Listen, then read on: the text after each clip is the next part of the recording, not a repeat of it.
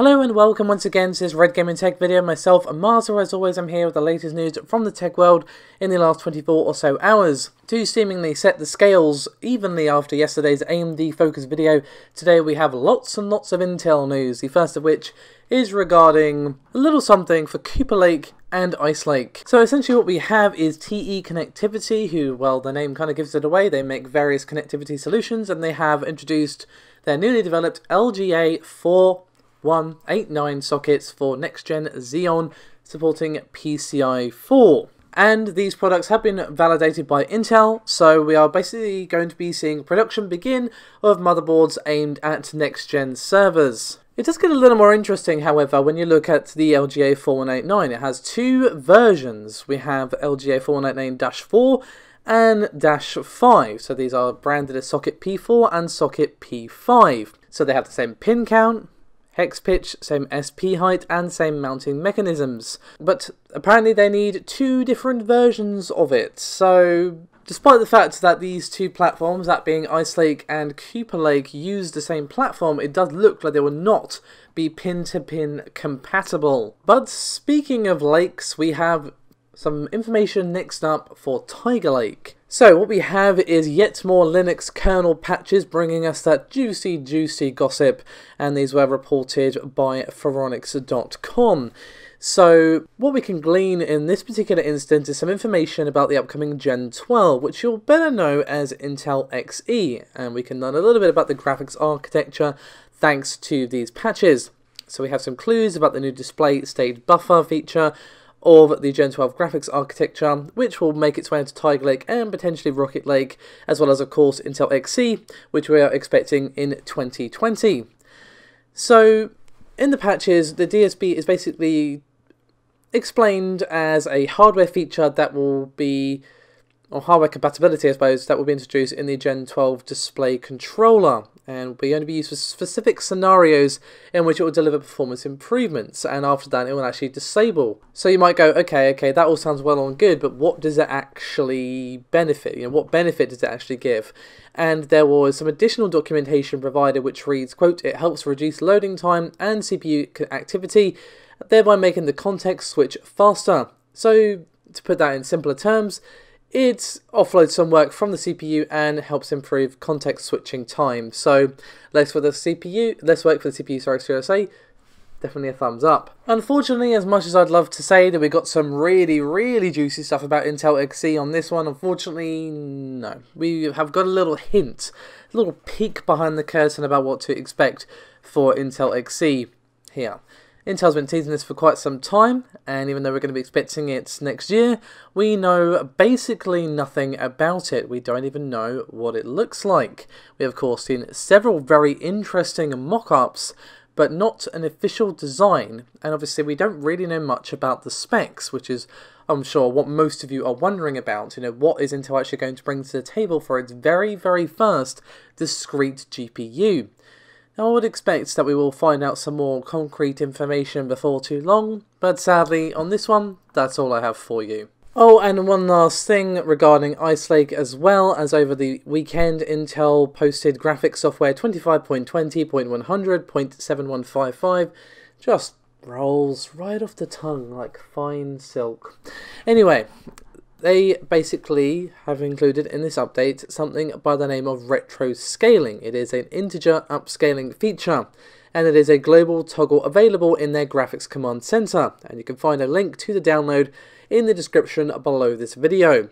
So the long and short of what this actually does is enable the upscaling, sorry, words are hard apparently, of low resolution retro games in the nearest neighbor pixel multiplication model that looks better when compared to classic bilinear scaling, which basically ends in the end image looking a touch blurry. So if you tend to emulate or have some indie games that have a retro aesthetic, it basically just makes these games look better, and you can find more about it again in the link in the description below this video. So we're going to move away from Intel now, as some very interesting predictions from the one and only John Carmack. So basically, he appeared on the Joe Rogan Experience podcast, and you can find a link to the full episode in the description below this video. They discussed numerous things, unsurprisingly, but one of the things they discussed was the end of Moore's Law and the end of the line for silicon processors. Now, of course, we've been talking a lot about Moore's Law lately, as, of course, we've had some comments from Jim Keller, who insisted that Moore's Law wasn't dead, and obviously that sparked a whole discussion, and now we have John Carmack weighing in as well. So he said, quote, "They will have full confidence that we'll see a couple more node shrinks, so it'll make chips cheaper, somewhat faster, more cores on them, but it's going to get an end of the line. But I hold out hope for potential other things, you know? There are directions that maybe you have your carbon nanotube wires, or you're starting to able to do some things with photonic processing in different ways. There are possible outs for it, but I don't know that any of them are sure enough things we're really counting on at this point." And one of the reasons he's bringing up the whole carbon nanotube thing is, you may have seen during the rounds the fact that the first carbon nanotube processor was being built using existing standard fabrication tech. But it is definitely behind the curve quite significantly, in a quite a simple way to put actually. It only has 14,000 transistors. Let's compare that to, say, the 3900X. That has about 9.9 billion, I believe, transistors. So while we shouldn't count it out of the race entirely, it's obviously got a ways to go, and we probably won't be seeing it replacing the current silicon anytime soon. So when will this wall happen? Well, it's tough to say. We don't know what tricks these guys are going to pull out of their sleeves. Of course, we do know that TSMC, for instance, one of the biggest players in this particular industry, is predicting as far as 2022, where we'll see 3nm. So John is basically suggesting that we're going to be seeing this wall soon after that. Now, it's not to say that silicon is going to be chucked in the bin as we know it after 3nm. There are still, as I say, tricks and all that up their sleeves. I'm sure we could get down to 1nm level, but that undoubtedly will bring its own challenges with it. And I'm sure there are various companies working on alternatives to this because they're aware there's only so far they can go with things as they currently stand. And some alternative does need to be found eventually. And it's tough to say what those replacements will be. The ones that don't work, we'll probably even know they existed before they're even chucked in the bin. So it's definitely going to be interesting to see how correct John actually is. I mean, he's definitely not wrong to say that there is a wall that we're going to hit. Every technology has its limits as far as you can stretch it. How far can you push it? That is definitely true. So when we reach that point, it's going to be interesting to see what comes next. Let's finish up things up, however, with a little gaming news regarding Fable 4.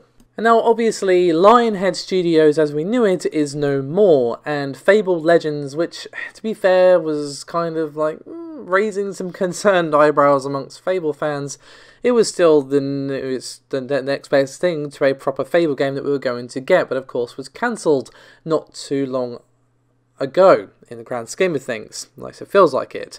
Anywho, so Fable 4 has been nothing but a pipe dream basically since then. But according to the Xbox Games Marketing Manager Aaron Greenberg, they have a couple of quote-unquote surprises planned for November the 14th.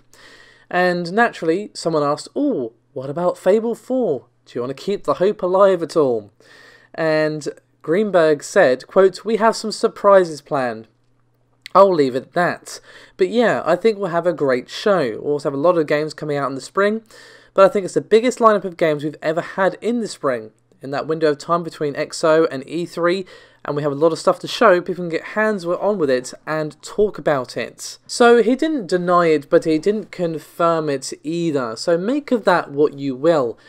I think as long as they had a good studio behind it, one with a RPG pedigree, one that fans feel that they could trust with Fable lore and the gameplay for which the series is known and loved, I think Microsoft would be very, very smart to have this as a game exclusive to the Scarlet and on the PC as well.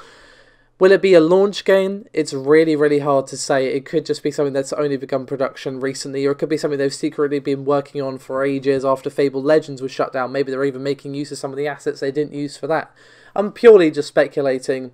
We don't even know if they are indeed working on it, but I think they would be smart to do so. I think Fable 4 would be a huge seller for Microsoft and would definitely convince some people, at least partially, towards potentially getting Xbox Scarlet. And I think Microsoft would maybe consider, if possible, bringing it out on the Xbox One. But of course, we don't know exactly what's going to be happening with any technological constraints, etc., etc. Maybe they want it just as Scarlet/PC only. Regardless, what do you think, guys? Would you play a Fable 4, or do you not interested because it's not going to be the team that we know and love making it? Let me know your thoughts in the comments below. But regardless of which way you think, thank you so much for watching. As always, your support is highly appreciated, and I'll see you next time. Bye-bye.